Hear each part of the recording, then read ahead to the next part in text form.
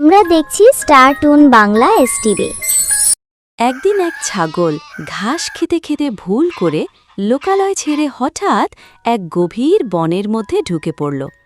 যখন সে বুঝতে পারল তখন সে খুব ভয় পেয়ে গেল, কিন্তু সে সাহস হারাল না। দ্রুত বন থেকে বেরিয়ে আসার জন্য এগিয়ে যেতে লাগল। কিন্তু যেখানেই বাঘের ভয় সেখানেই রাত পোহায়। হঠাৎ পড়ে গেল এক ভয়ঙ্কর সিংহের সামনে।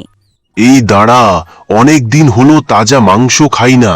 আজ হঠাৎ তাজা কচি মাংস আমার সামনে চলে এসেছে, খুব মজা করে খাওয়া হবে আজ। ছাগলটি খুব ভয় পেয়ে গেল, কিন্তু সে সাহস হারাল না। মনের জোর নিয়ে চারপাশে তাকালো এবং বুদ্ধি করে সিংহকে বলল, মহারাজ, আপনি হচ্ছেন এই বনের শক্তিশালী রাজা। আপনি আমাকে খাবেন, এটা তো আমার সৌভাগ্য। কিন্তু বিষয়টা হচ্ছে, এই বনে আরেকজন রাজা আছে।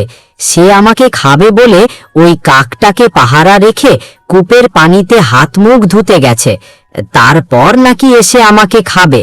এ কথা শুনে সিংহ রাজা রেগে আগুন হয়ে গেল। সে গর্জন করতে করতে ছাগলকে বলল, আমি হলাম এই বনের একমাত্র রাজা। কার এত বড় সাহস আমার রাজ্যে এসে রাজা দাবি করে? চল, সে কোথায় আছে আমাকে নিয়ে চল তার কাছে। আজই তাকে উচিত শিক্ষা দেব। এই বলে চালাক ছাগলটি সিংহকে নিয়ে গেল সেই কূপের কাছে এবং বলল, এই যে মহারাজ, ওই কূপের ভেতর তাকান, দেখবেন সে কি করছে। সিংহটি কূপের মধ্যে তাকালো আর কূপের পানিতে নিজের প্রতিচ্ছবি দেখতে পেল। পানিতে ঠিক তার মতো আরেকটি সিংহকে দেখে রেগে গর্জে উঠল। পানির প্রতিচ্ছবিও ঠিক একইভাবে গর্জে উঠল। বোকা সিংহ বুঝতেই পারল না সে আসলে নিজের প্রতিচ্ছবিই দেখছে। রাগে পাগল হয়ে সিংহটি কূপের পানিতে থাকা অন্য সিংহটিকে ধরার জন্য কূপের মধ্যে লাফ দিল, আর মুহূর্তেই কূপের পানিতে হাবুডুবু খেতে লাগল। আর এই সুযোগে চালাক ছাগলটি দ্রুত বন ছেড়ে লোকালয়ে ফিরে এলো। বন্ধুরা, নীতিকথা হলো, বিপদে পড়ে ঘাবড়ে না গিয়ে ঠান্ডা মাথায় বুদ্ধি খাটালে যে কোনো বিপদ থেকেই উদ্ধার পাওয়া যায়। এ সপ্তাহে ছবি এঁকে পাঠিয়েছে ধানগড়া মধ্যপাড়া থেকে সুমি রহমান, তৃতীয় শ্রেণী। সুমি পাঠিয়েছে একটি গ্রাম বাংলার প্রকৃতি।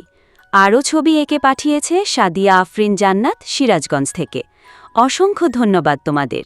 বন্ধুরা, খুব শীঘ্রই আরেকটি নতুন গল্প আসছে আমাদের চ্যানেলে, তাই চ্যানেলটি এক্ষুনি সাবস্ক্রাইব করে দাও। তোমার আঁকা ছবি, নাচ, গান সব পাঠিয়ে দাও আমাদের এই ঠিকানায়। তোমার পাঠানো সব কিছু দেখানো হবে পরের ভিডিওতে।